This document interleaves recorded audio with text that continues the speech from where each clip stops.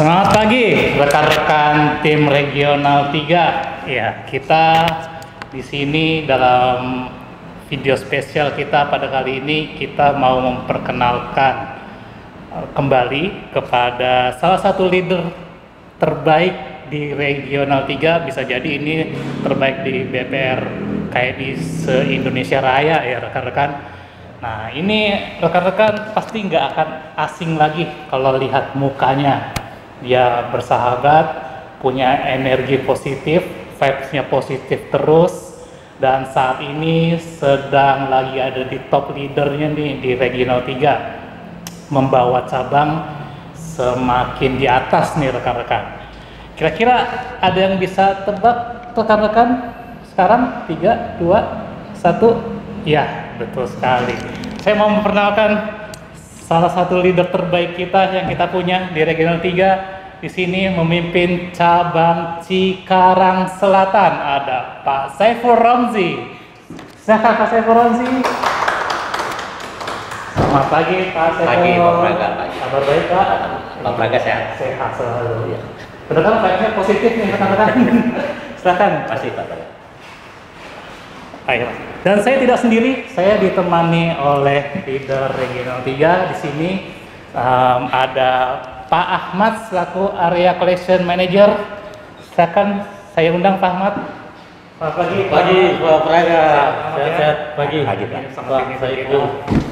Dan tidak kurang juga bukan pimpinan kita semua Regional 3. Ada Regional Manager kita Pak Kris. Silakan Pak Kris, saya undang.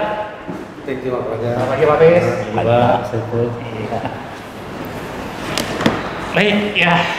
Nah kita udah bertiga nih, berempat ya ngumpul di sini. Nah ini ada momen khusus untuk kita sebutkan untuk Pak Saiful dan Pak Kris. Ya mungkin Pak Kris boleh bisa di-share dulu kok kita ada di sini. Program apa ya kira-kira?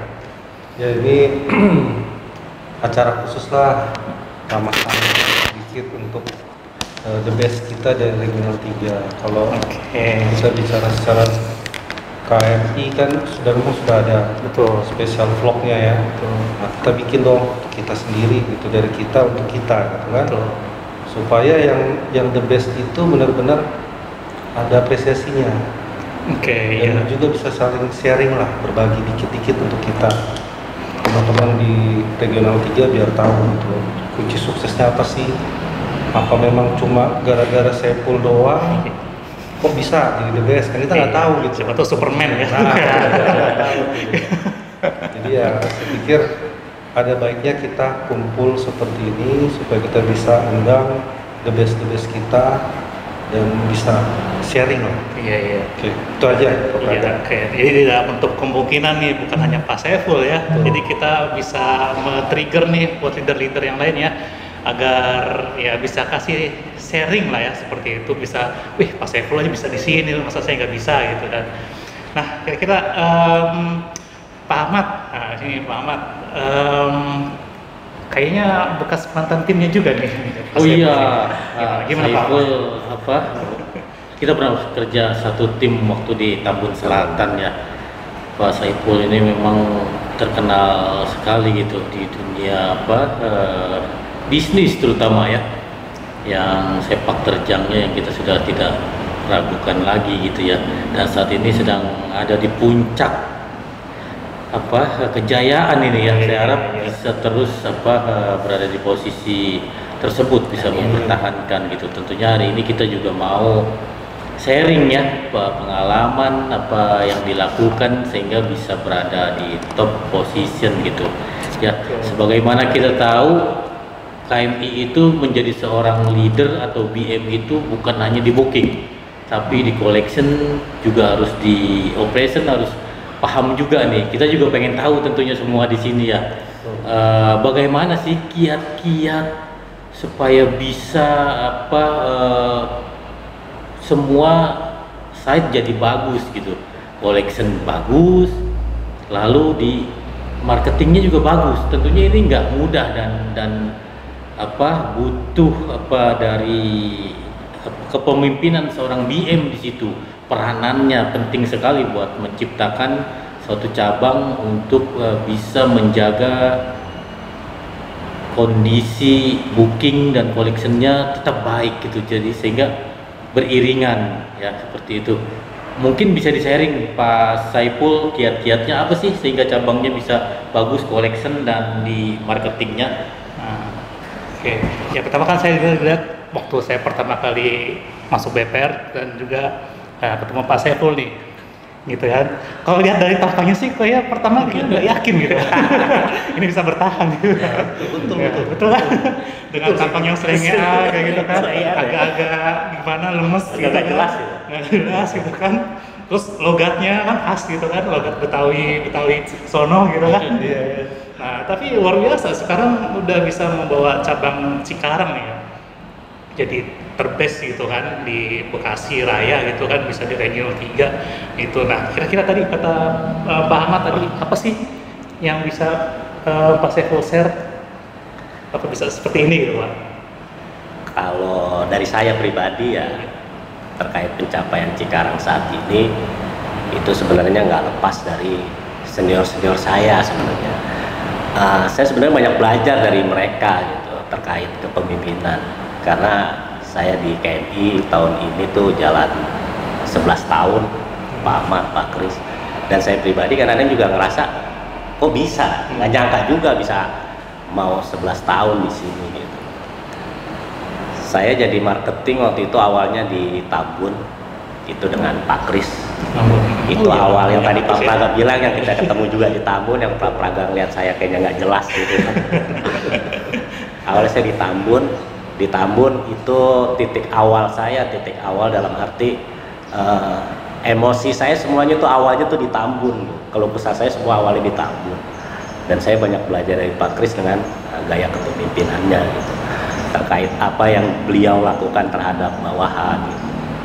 Terlepas dari itu saya alhamdulillah head marketing. Nah, di head marketing ini sebenarnya proses apa ya, pemantapan diri saya gitu. Jadi selama 8 tahun itu saya udah berganti-ganti BM, termasuk Pak Ahmad. Saya juga banyak belajar dari Pak Ahmad dengan cara kepemimpinannya. Saya pernah bekerja sama dengan Pak Budi, Pak Hairul, Pak Edo, Pak Ali, Pak Tri, mungkin siapa lagi yang Pak Henry pernah gitu. Balik lagi, kita semua kan punya karakter. Iya. Justru dengan saya bekerja sama dengan mereka itu saya combine semuanya. Jadi apa yang mereka lakukan, impactnya ke bawahan itu seperti apa. Jadi yang mereka ambil keputusan itu bawahan akan melakukan apa. Gitu. Itu saya combine semua, tapi tetap dengan jadi diri sendiri gitu, nggak jadi orang lain. Nah, pada saat saya dipercaya jadi BM dan di Cikarang, itu semua saya terapin. Jadi sebenarnya kalau kiat khusus sebenarnya nggak ada. Sebenarnya semua BM itu lakukan hal yang sama. Sebenarnya nggak ada kiat khusus. Cuma di situ saya lebih apa ya? Lebih ke personality dari tiap-tiap individu, dari tiap-tiap tim. Saya lebih ke arah ke situ. Jadi saya lebih ke arah diskusi ke mereka. Jadi setiap ada masalah, jadi kita sebagai BM kadang-kadang kan suka assign gitu. Assign punishment. Tapi saya lebih ke arah diskusi. Jadi setiap ada masalah, ada kendala, yuk kita diskusi.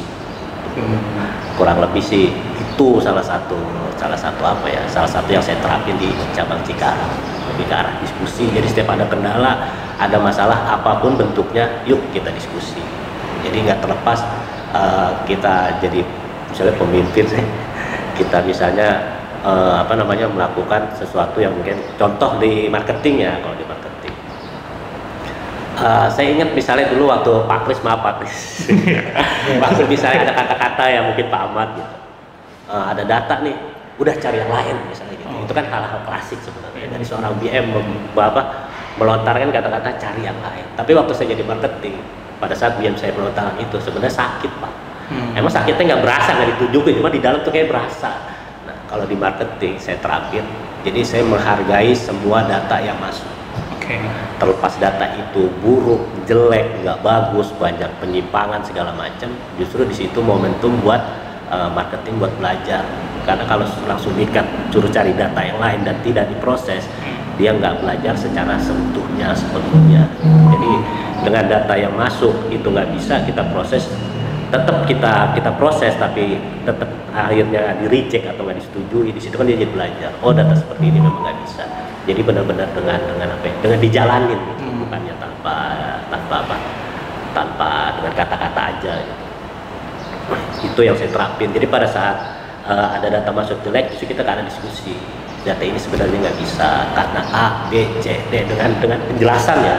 Jadi mungkin itu sih kalau di marketing ya saya terapin lebih ke arah diskusi. Di collection juga, kalau di collection sebenarnya di awal-awal saya di Cikarang saya juga masih belum bisa sebenarnya. Saya juga belajar banyak di collection. Saya juga nanya ke rekan-rekan BM yang lain, ke Pak Hairul, Pak Budi, ke Pak Ahmad juga saya nanya, ke Pak Kris juga saya nanya. Alhamdulillahnya saya di Regional 3 ini di lingkungan yang memang teman-teman itu saling support satu dengan yang lain.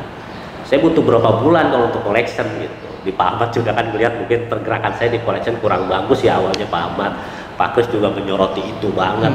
Maksud Pak Kris push saya gitu. Walaupun saya tahu maksud Pak Kris push saya itu udah berarti biar saya itu bisa berkembang.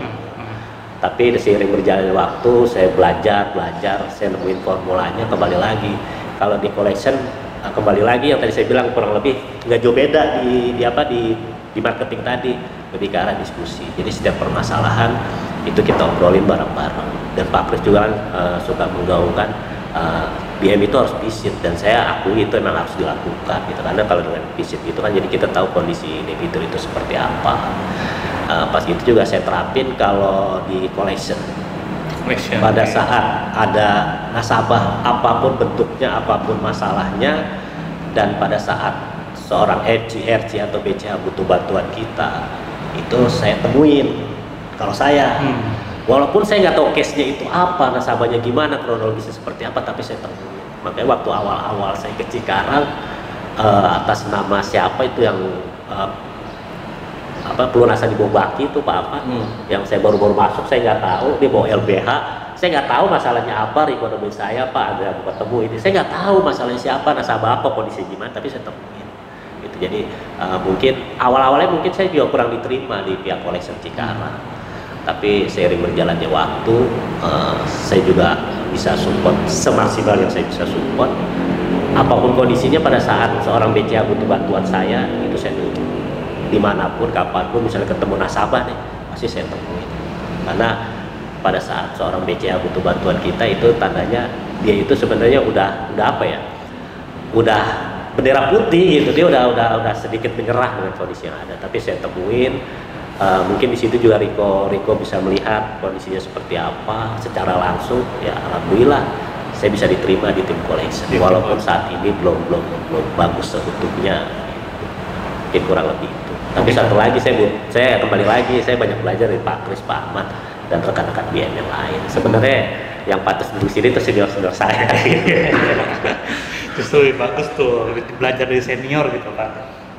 Jadi itu ya tadi sempat di underestimate ya sama tim collection, mungkin karena dari marketing dulu mungkin. Betul gitu di ya. marketing. Pas itu sepak terjang saya kan di collection emang belum terlihat. Tapi saya belajar waktu itu collection awalnya saya belajar waktu saya di Cilengsi. Waktu itu di Cilengsi kan ada namanya head business Pak, yang lain di marketing sama collection. Nah itu titik awal saya belajar collection tuh waktu itu di Cilengsi. Walaupun nggak seutuhnya, nggak sepenuhnya, tapi saya awalnya belajar di situ karena saya langsung nanganin collection gitu. Saya turun juga sama namanya Soba, sama namanya Hari waktu itu di pembayaran itu super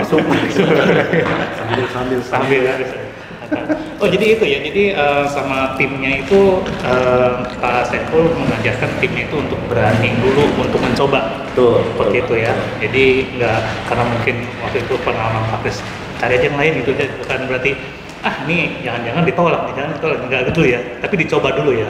Berarti pahitnya sama saya berarti. Karena awalnya Pak Kris, karena terus terang waktu zamannya Pak Kris, kita nggak apa-apa share di sini. Nggak apa-apa. Saya udah 3 kali mau resign. Iya, baru tahu saya sekarang. Saya udah 3 kali mau resign. Iya, cuma dia nggak tahu ya emang udah jalannya di sini gitu kan. Ya saya juga jadi bisa banyak belajar lah di sini. Karena waktu di zaman Pak Kris saya 3 kali mau resign dengan segala situasi dan kondisi gitu. Tapi alhamdulillah sampai detik ini, hari ini saya masih ya ada di sini dan alhamdulillah ketemu Pak Kris dan Pak Ahmad lagi.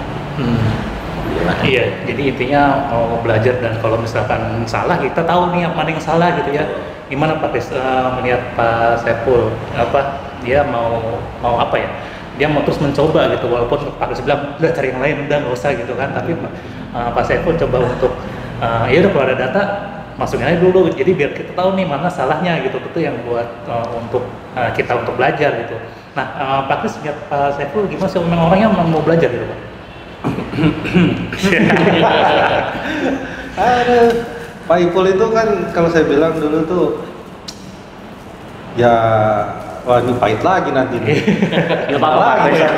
Lama ya di bawah Pak Kris lama waktu itu ya. Lama ya. Tahun setengah atau 2 tahun kurang lebih ya, kurang lebih. Iya, gimana Pak perkembangannya? Awalnya saya sakit hati di KM itu dengan Pak Kris. Justru saya sakit hati dalam hal positif ya. Berarti sekarang udah gak sakit hati. Ya, karena impactnya itu ya saat ini. Betul. Kita bikin sakit hati lagi. Pak Ipul itu dulu, kalau saya bilang sih modelnya kayak kura-kura. Ya. Slow gimana gitu kan. Mau diarahkan sulit. Kesannya ada tempurungnya gitu. Tapi memang benar dia mau berubah. Dan itu memang yang membuat saya tetap berharap sama ini anak, karena dulu dia itu termasuk waktu masih jadi marketing ya. Kalau sekarang kan sudah bisa kita bilang punya anak gitu kan. Waktu dia masih di marketing saya pikir masih punya harapan. Makanya kasih kesempatan terus ya, namanya BM kita kasih kesempatan sampai berapa jauh sih? Ya kan? Kadang-kadang kita harus tahu gitu batasannya seperti apa. Nah, di Ipul ini kebetulan dia memang punya keinginan, hanya arahnya tidak tepat. Itu yang saya lihat. Dan yang membuat saya cukup kaget waktu dia bisa lulus di training ya, BMDP. Itu cukup kaget sih. Kita semua underestimate semua ya. Bener, saya agak underestimate karena ya walaupun pas saya datang waktu pas kamu presentasi tuh Pak Ipul, itu saya sudah dengar di luar informasinya Pak Ipul paling lambat Pak. Ada nih, gitu kan? Aduh, sudah berharap banyak. Gitu. Wah ternyata seorang Ipul bisa gitu. Kok presentasinya beda? Kok cara dia menanggapi berbeda? Kok lain gitu? Apa yang berubah gitu? Saya bingung. Apa memang dia udah pasrah? Itulah dia gitu kan? Jadi akhirnya keluar sisinya yang berbeda. Tapi itulah yang terjadi gitu. Dan makin kesini saya tahu tidak ada yang mudah masuk Cikarang, itu tidak mudah karena sudah ada gambaran the best collection ya kan, bagaimana harus tetap mempertahankan itu dan membuat tim yang ada di marketing itu tetap kompak. Yang saya lihat dinamika itu terjadi di sana, dinamika itu terjadi di Cikarang. Progresnya ada, dan bulan pertama kalau nggak salah setelah bulan pertama saya ketemu sama Pak Jem, tepatnya di bulan kedua setelah dia pertengahan, Pak Jem sampai bicara begini, kamu nggak sangka kan Kris, kok bisa dia jadi? Saya bilang ya semua orang punya jalan Pak. Ya kalau hari ini dia bisa ada di situ ya karena memang dia punya jalan yang dia sudah pupuk kurang lebih 10 tahun. Wajar sih menurut saya dia ada di posisi itu. Justru nggak wajar kalau dia nggak berhasil. Itu kurang lebih yang saya lihat dari Pak Ipul. Jadi saya masih meyakinkan bahwa sebenarnya Ipul itu punya potensi yang lebih besar. Jadi jangan pandang cukup punya ada batasan senior BM itu segini. Sebenarnya kamu pun sudah selevel dengan mereka. Cuma memang terlambat masuk aja, tapi kan pengalaman tidak bisa menipu orang, ya. Pengalaman itu pasti adalah hal yang paling penting yang kamu sudah dapatkan, yang bisa buat kamu memimpin siapapun yang ada di hadapan kamu, harusnya itu sih Pak Ipul. Ya, jadi sebenarnya senior juga nih dalam masa kerja senior kan. benar. Senior ya, jangan terlalu minder gitu.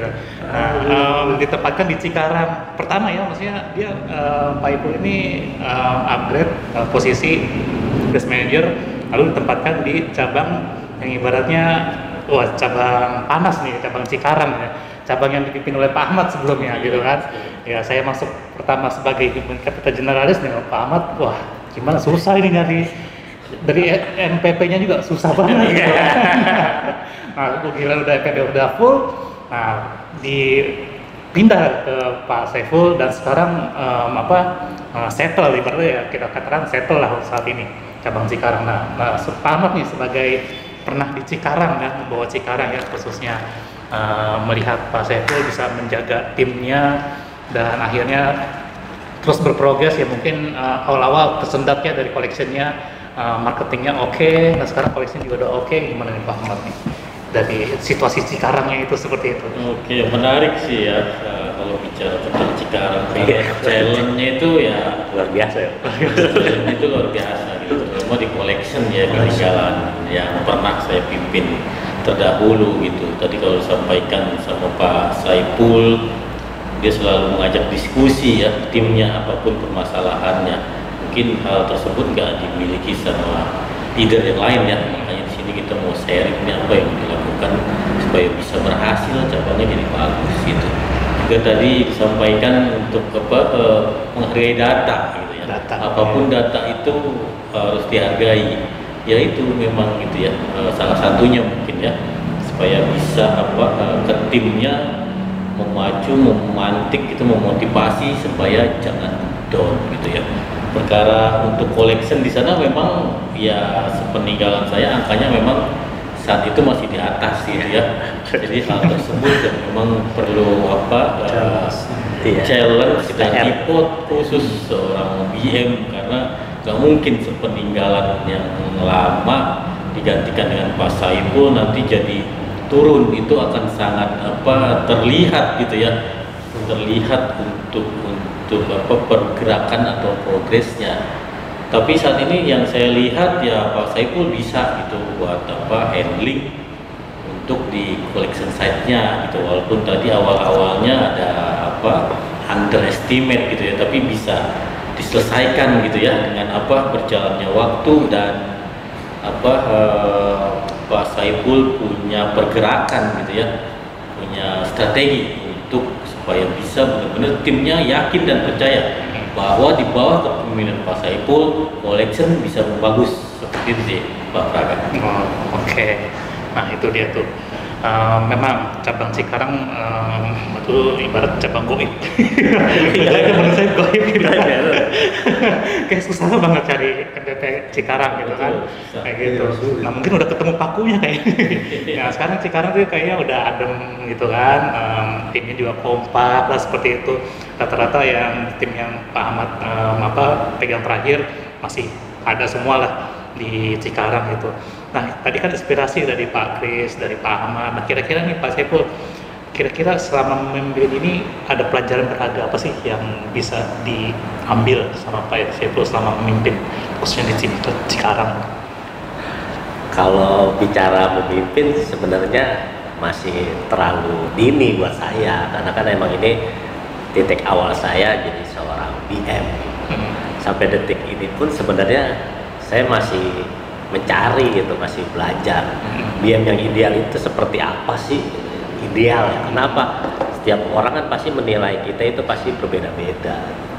Mungkin dari rekan-rekan yang lain gitu atau BM yang lain pasti kan melihat kita juga kan dari sudut pandang yang berbeda. Setiap orang kan pasti punya kacamata yang berbeda-beda. Kalau yang saya rasain sih sebenarnya awal-awalnya itu saya pun waktu Cikarang, karena awalnya itu dari HO itu saya dibekut Pak. Waktu udah pengumuman segala macam, saya penempatan dibekut. Itu udah tinggal ketok palu, Pak Abbas saya dibekut. Cuma H-1 atau H-2, saya dikabarin di Cikarang. Saya kaget lah, aku di Cikarang. Dan kondisinya Cikarang itu, kalau boleh saya jujur, waktu saya datang nggak baik-baik aja. Kalau saya boleh jujur ya, nggak baik-baiknya aja. Kenapa? Pertama, kalau dari segi marketing side-nya ya, Ani penyumbang data terbanyak itu promosi Pak dari Ani waktu saya datang tuh. Jadi saya cuma 3 waktu itu. Nah 3-3-nya itu si Ayu dan Brandon ini perpanjang kontrak tuh ke Pak Kris, kita segala ketemu untuk bikin komitmen segala macam. Ayu itu baru 6 bulan. Selama 6 bulan dia KPI-nya rata-rata 1. Nasako 1.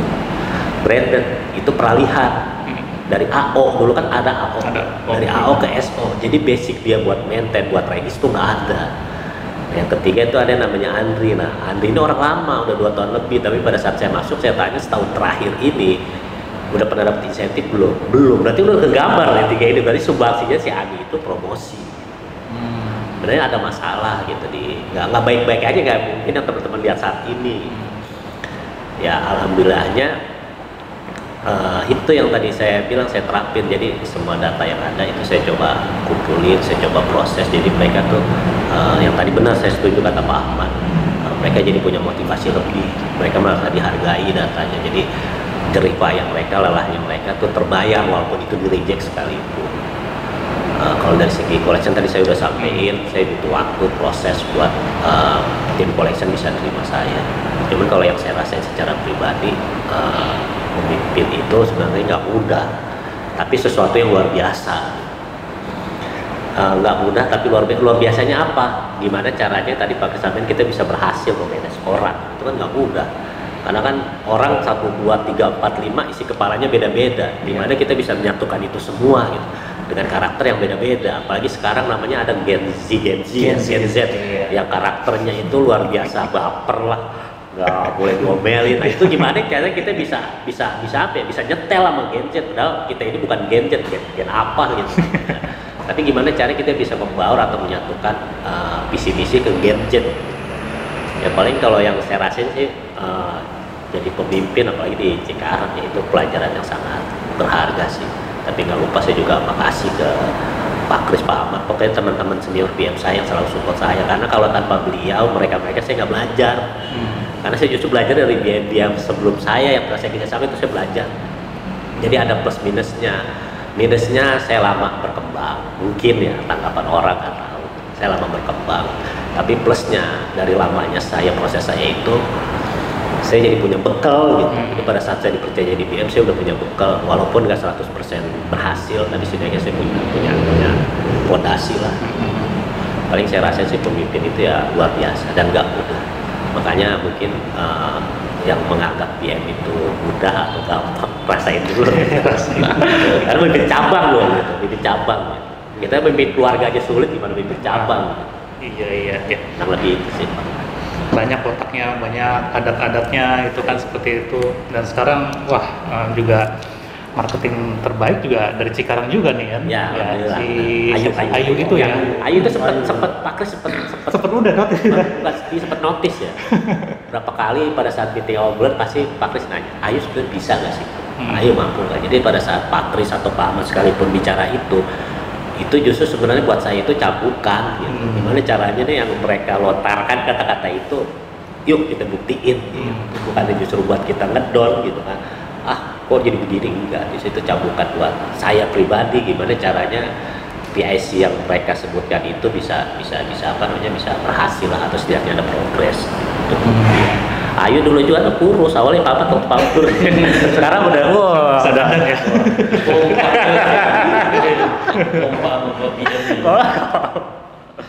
Iya.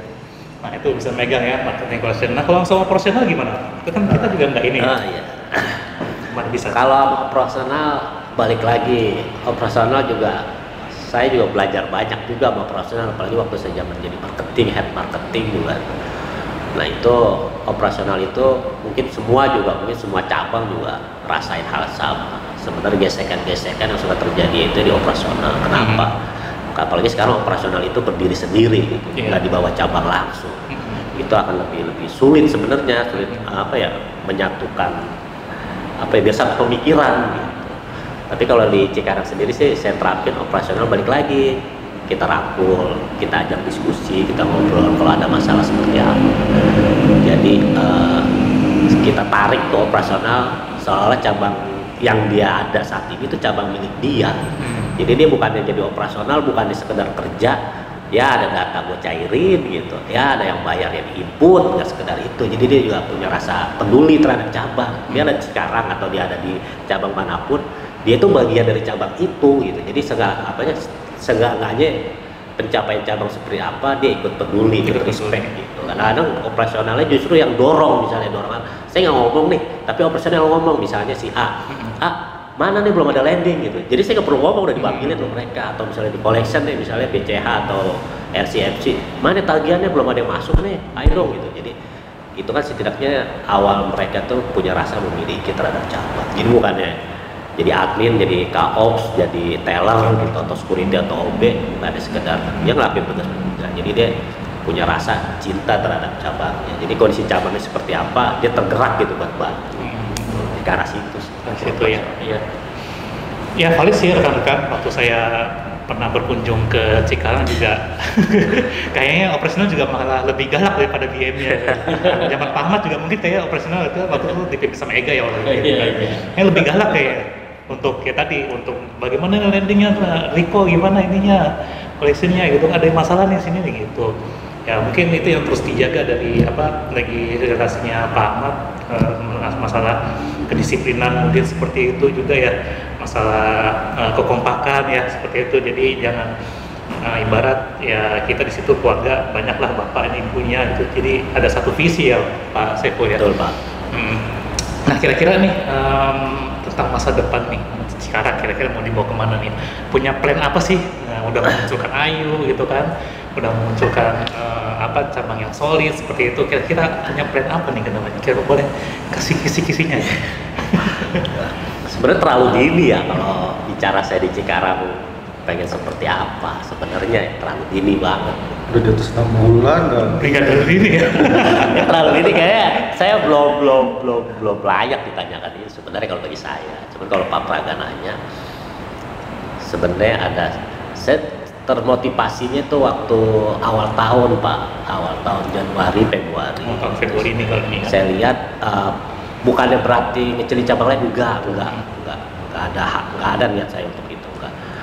Waktu itu kondisinya Cikarang itu putihnya terbaik nasional ya Pak, waktu Januari. Terus saya lihat kok pada turun ya, ada apa gitu. Pas Februari Pro Regional 3 juga lagi menurun kebetulan saat itu ya Pak. Dan Cikarang masih bisa stabil. Nah di situ tuh titik balik saya. Kayaknya kita punya potensi ya, kita punya potensi buat jadi best brand nih. Walaupun itu sekedar mimpi, tapi kan nggak ada salahnya kan. Gitu. Kita punya peluang nih. Gitu. Pak itu ditopang dengan kondisi timnya yang ada, udah memberikan progres yang baik. Tadi Pak Praga bilang ada Aju, kalau Aju kan dari zaman Pak Ahmad udah ada. Aju juga kan memang saat ini memang udah tinggal waktu aja kan. Berarti kan itu PR nih. Si Ayu tadi dia bilang, Ayu sebenarnya emang udah apa ya? Dia tinggal pemantapan aja sih sebenarnya si Ayu. Begitu juga Ayu kondisinya saat ini the best marketing nasional. Itu kan bukan hal yang biasa sebenarnya. Ya paling sih itu sebenarnya hal yang luar biasa sih, apalagi kayak Pak Kris atau Pak Ahmad bisa munculin the next leader di timnya yang ada, kan itu luar biasa, itu suatu kebanggaan. Tapi yang pasti sih saat ini kalau dibawa kemana saat ini ya, walaupun ini masih mimpi ya, kita pengen maksimalin menjadi best brand tahun ini ya. Karena peluangnya itu ada, tinggal ya kalau Pak Kris bilang gimana kita caranya ambil peluang itu sih Pak. Bisa lah, bisa ya. Nah ya ini tinggal contoh dari Pak Kris Ahmad yang bisa melahirkan leadership yang baru, leader yang baru gitu. Ini tinggal mulai sedikit aja nih Pak Saiful bisa memunculkan leader baru dari Cikarang ya. Nah Pak Kris mungkin ada ini ya, pesen nih buat Pak Saiful nih untuk persiapan. Saya justru mau bertanya. Tanya silakan. Pak Saiful. Iya Pak. Kan kalau sebagai leader itu kan pasti ketemu dengan tipikal orang yang batu lah ya. Oke. Ya, cara kamu masuk itu seperti apa? Benar nggak sih bisa diberesin atau beresinnya selesai? Apa yang kamu ambil sebagai pesan kamu dan mengukurnya bagaimana? Dia bantu dan tidak bantu itu kadang-kadang sulit ya. Betul Pak. Kalau Pak Kris misalnya bilang ya ini anak batu banget sih dibilangin gitu. Itu sih balik lagi Pak, saya ajak ngobrol dia, saya ajak ngobrol itu bukan yang ngobrol serius apa gimana, santai, saya lebih ke santai gitu. Jadi dia punya masalah apa, kendalanya apa, cobalah rubah gitu seperti itu. Nah kalau misalnya masalah apa yang saya lakukan kurang lebih yang pertama itu, tapi pada saat kita udah sampaikan, kita kasih arahan, balik lagi kita kan juga manusia Pak, pasti ada tenggat waktu yang kita berikan. Contohnya kayak ada marketing waktu itu yang penggantinya Anu, itu dia batu Pak, gitu. Tapi dia ada mau kerja cuma batu nih anak, pas gitu batunya dia balik lagi. Pada saat seorang itu dicap batu, dia punya progres enggak, punya hasil enggak. Kebetulan dia udah batu nggak ada hasil, 2 bulan saya kasih kesempatan nggak ada hasil, ya udah saya selesaikan. Hasil. Nah, yang kedua misalnya batu tapi dia ada hasil, ada progres gitu. Itu kan tinggal kita lihat progresnya itu seperti apa. Itu kalau bicara batu ini kan masalah sifat Pak, kelakuan gitu. Bukan hasil ya kalau bicara batu. Nah dari sifat kelakuannya ini yang kita cap batu ini ada perubahan nggak? Kalau kita lihat kita udah bicarakan baik-baik, pas itu udah kita kadang-kadang mungkin seminggu sekali atau 2 minggu sekali, sebulan sekali kita ngobrol sama Itu dia. frekuensinya berarti seminggu sekali? Ya minimal ya Pak. Minimal? Ya minimal seminggu sekali kita ajak ngobrol gitu. Paling cepat? Itu juga ngobrolnya itu juga nggak perlu disetting dalam arti kita panggil atau gimana, ada momentumnya aja gitu. Apa mungkin misalnya dia lagi di ruangan atau mungkin dia lagi di luar gitu. Berarti itu bukan sesuatu yang kamu jadikan rutinitas, berarti ya lebih ke arah ya kalau saya mau masuk, kalau enggak gitu berarti Pak. Ya, jadi ada momennya sih Pak. Tapi pada saat kita bilang itu orang batu yang tadi saya sampaikan, kita lihat batunya dari segi apa dulu. Namanya batu kan pasti banyak nih, apa susah dibilangin, apa misalnya indisipliner, apa misalnya jarang masuk, atau datang telat mulu, atau mungkin dibilangin ngebangkang mulu. Nah batu seperti apa gitu. Jadi pada saat kita bilang capeknya orang di batu dalam konteks apa gitu. Nah kita apa gitu ya, setelah kita sampaikan, kita kasih arahan, kita lihat kan progresnya, bisa ada perubahan atau tidak. Itu sih Pak. Berarti tidak ada frekuensi khusus ya, berapa kali masuk, berapa kali ketemu, yang penting feeling aja dulu, ini sudah masuk. Iya, kalau saya sih lebih, tadi benar kata Pak Kris, jadi nggak ada jadwal tertentu, tapi tetap saya ngelihat yang kita kategorikan batu itu apa. Saya juga lihat Pak, saya lihat dalam arti ini batunya nih kata masalahnya A. Dari masalah A ini pada saat kita udah kasih masukan, kita ajak ngobrol, kita sharing gitu, ada perubahan nggak? Tapi makna kata dalam waktu tertentu nggak ada perubahan, berarti kan kita harus lebih masuk, lebih intens lagi ke arah itu. Karena pada saat kita ngecap orang itu batu, kita ngobrolin, kita push kayak gimana juga kan, yang pasti perubahan itu butuh waktu gitu Pak. Ya, mungkin kan kalau ketemu batu itu kan kadang-kadang orientasinya hasil juga dong. Betul. Begitu hasil yang nggak masuk, lu juga sudah Iya. sakit melihatnya gitu kan. Ya itu Nah, sih. lu langsung sudah ada plan langsung nelpon Pak Praga atau gimana? Paling kalau enggak kalau itu yang tadi saya sampaikan, paling yang kayak marketing yang tadi 2 bulan Pak, itu udah saya bilangin, udah saya ketemu ngobrol gitu. Kalau dia pernah saya panggil ke ruangan, saya udah ajak ngobrol masalahnya apa, kendalanya apa. Kan dari awal udah bilang kalau ada kendala, ada masalah, diskus, yuk masalahnya apa, perlu apa gitu. Kendalanya apa sih, apa gitu. Dia bilang, tapi kan balik lagi kita punya Bayu bilang kan hasil juga berpengaruh. Nah, udah batu nggak ada hasil, ya selesaikan Pak. Itu saya selesaikan 2 bulan. Saya kasih waktu 2 bulan karena nggak ada dampak yang positif dari dia ada di tim, juga nggak ada dampak. Berarti yang ada sekarang ini berarti sudah nggak ada yang bantu. Kalau kita bicara individu, mungkin setiap cabang itu pasti ada 1-2 orang yang bisa kategori batu itu Pak. Dijaga ya. Ya, itu kan balik lagi. Ini batunya ini masih bisa kita pegang nggak gitu di batu. Gitu. Kalau batunya udah nggak bisa dipegang, udah keras banget nih batu, ya mau gimana lagi gitu. Tapi selama masih bisa kita pegang, balik lagi ke hasil ada, ya kita tunggu prosesnya aja seperti apa selanjutnya. Gitu. Oke. Sip. Itu kunci dia berarti. Tuh. Kuncinya. Oke. Ahmad, ada mau ditanyakan? Apa ya, dalam satu tim itu kan terdapat beberapa orang gitu ya, artinya orang tersebut mempunyai karakter yang berbeda, punya cara, keinginan, pemikirannya kan berbeda-beda. Nah, bagaimana cara menyatukan supaya satu tim itu sama gitu dan bersinergi untuk mencapai satu tujuan gitu, Pak Saiful? Oke.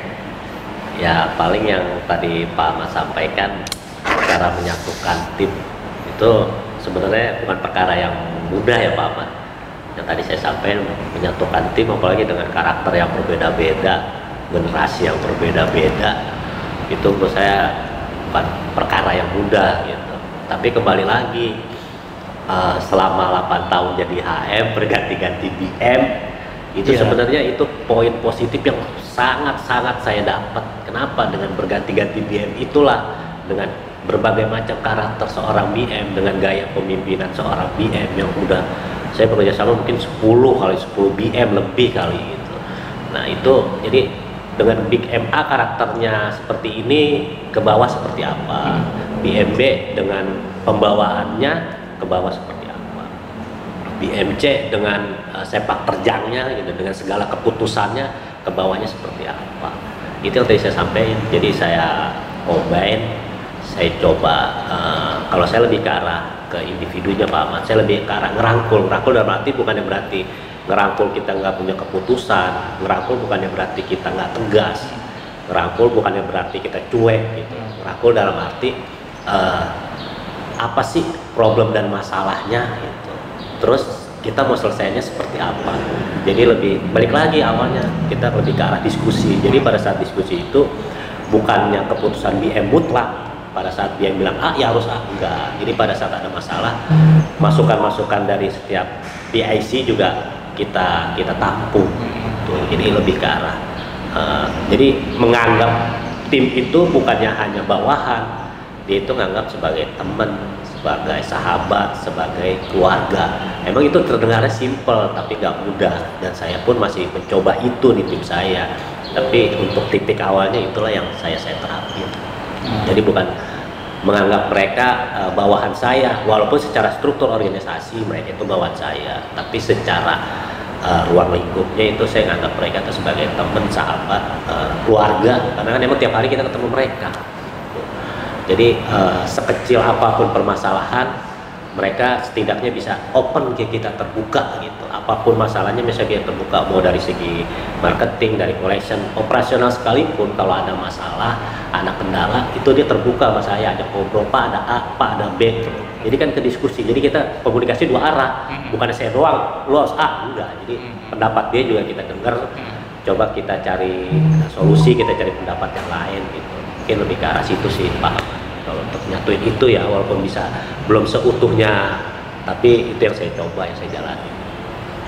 Merangkul berarti ya, poinnya tetap profesional, merangkul. Betul.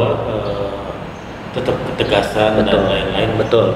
Tidak mengurangi hal tersebut berarti ya Pak Ibu. Saya nerapin tegas ke Pak Ahmad. Contohnya kemarin Pak Ahmad, marketing terlambat pada saat kita proses, si A kemana?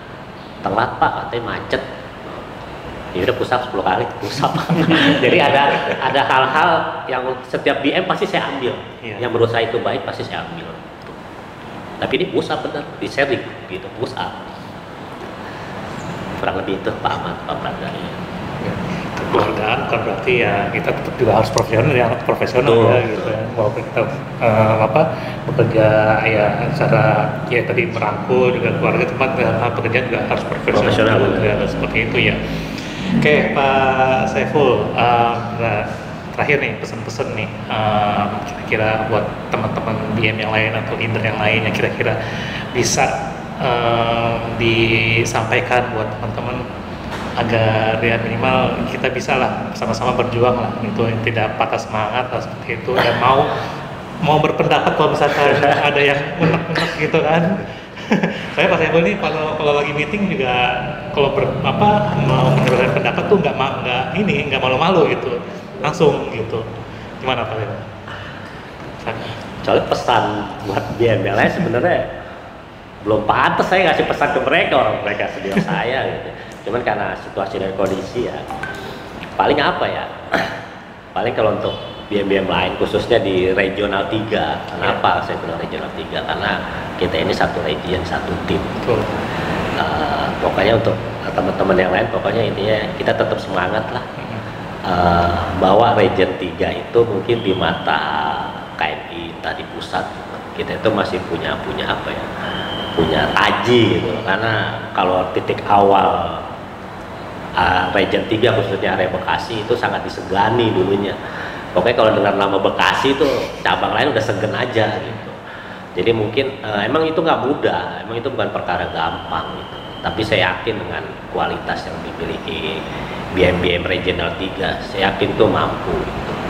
Saya yakin bisa. Mungkin emang kondisinya belum pas aja gitu. Karena setiap BIC khususnya BM Region 3 itu saya kenal, hampir semuanya kenal. Sepak terjangnya juga saya udah tahu semua gitu. Dan mereka itu punya kapasitas, kualitas, dan saya juga belajar dari mereka sebenarnya.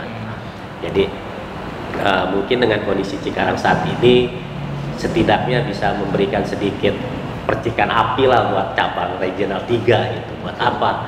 Biar bukannya Cikarang aja, bukan ini dalam hal membanggakan diri, enggak. Justru kalau kita bareng-bareng berhasil kan lebih asik gitu, lebih enak gitu. Jadi kita juga gimana sih lebih enak lah gitu ya.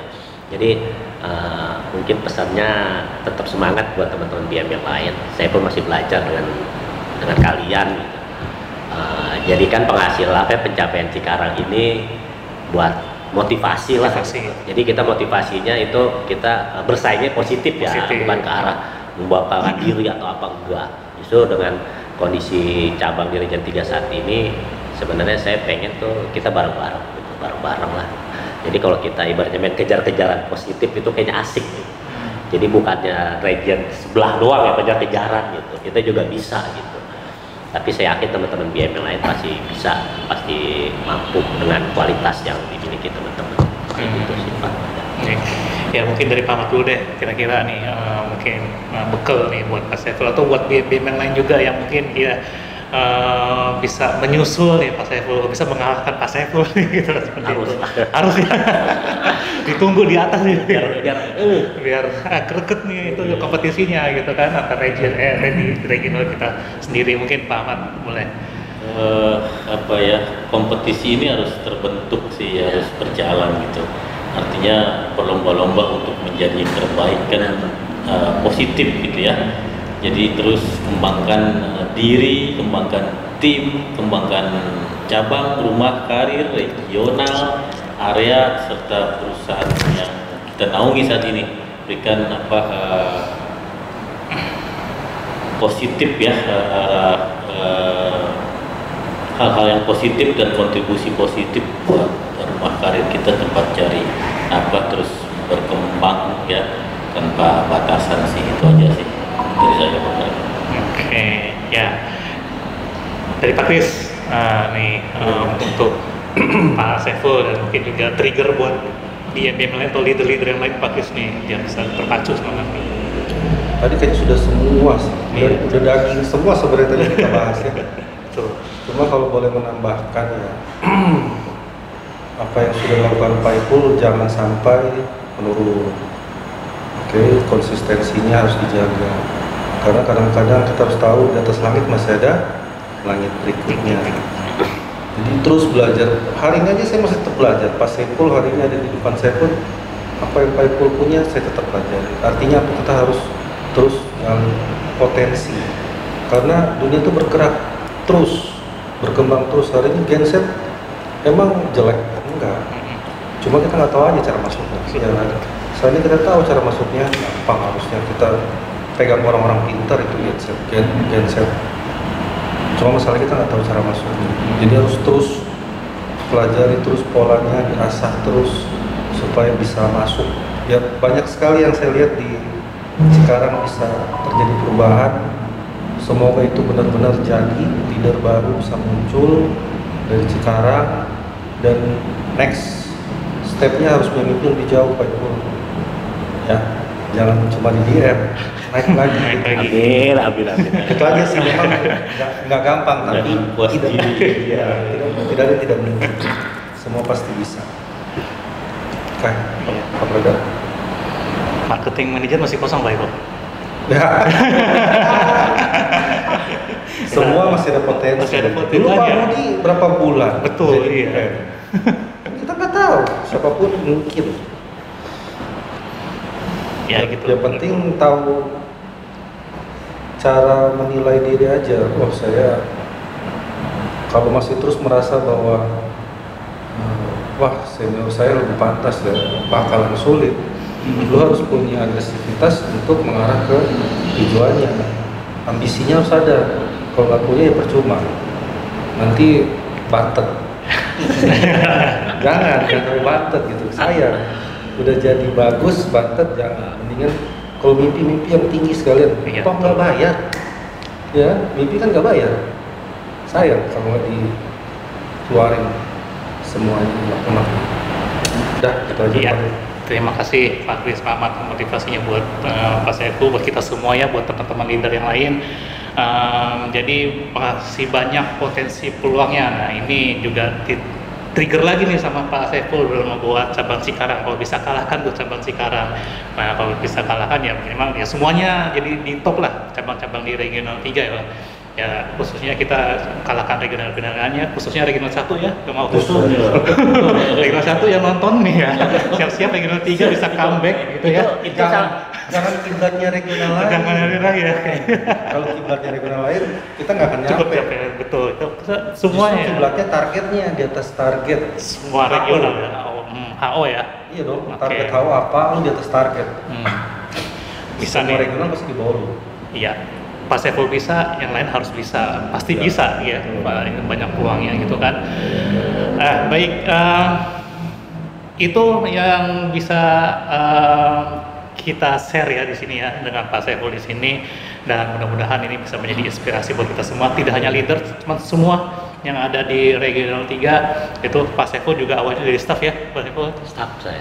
Waktu itu kalau saya training orientasi nilainya juga biasa-biasa aja gitu. Biasa ya, nggak ada nilai plus saya mah. Gitu kan. Saya tahu duduk di pojokan gitu kan waktu itu. Ya. Iya awal masuk kan ketemu Pak Praga di atas dia. Ada jodoh Pak. Dia padahal dulu berdua tuh. Sekarang jodoh berdua. Jadi jodoh gitu. Oh gitu loh. Iya, awal-awal saya ke Zaman saya apa Anta? Pak Anta. Dengan Pak Anta. Dia kan satu ruangan dulu Pak. Emang maha adil Pak di jodoh. Kok bukan ke saya sebenarnya? Ya jadi itu, jadi dari jangan minder buat rekan-rekan gitu, pacu terus prestasinya gitu ya, tidak ada yang tidak mungkin. Jangan malu untuk bertanya, jangan malu untuk mencoba, jangan malu untuk jangan takut-takut untuk mencoba agar kita tahu nih salah kita di mana kalau misalnya kita memang salah gitu ya. Saya juga waktu itu sempat pesan juga sama Pak Andi nih gitu kan. Kalian coba aja dulu gitu kan. Ya kalau misalkan ke saya ada yang salah, minimal kamu tahu nih salahnya di mana, daripada kamu nggak mencoba, kamu nggak tahu salahnya di mana, seperti itu. Ya jadi minimal kita harus berani dalam hal mencoba apapun gitu, dan juga menghargai data gitu ya tadi. Kayak gitu ya. Paling kita tutup ya mungkin dengan regional 3 ya. Kalau saya bilang regional 3, kita sama-sama bilang luar biasa gitu ya, untuk menutupi sesi pada ini, dan mudah-mudahan sesi berikutnya ada leader lain nih yang bisa di sini ya gitu ya, menemani Pak Saiful, jangan Pak Saiful sendiri nih yang di sini gitu ya, dari lain, dari rekan-rekan semua dari cabang lain di regional 3. Baik, kita sama-sama regional 3 luar biasa. Thank you. Pak Ibu. Terima kasih Pak.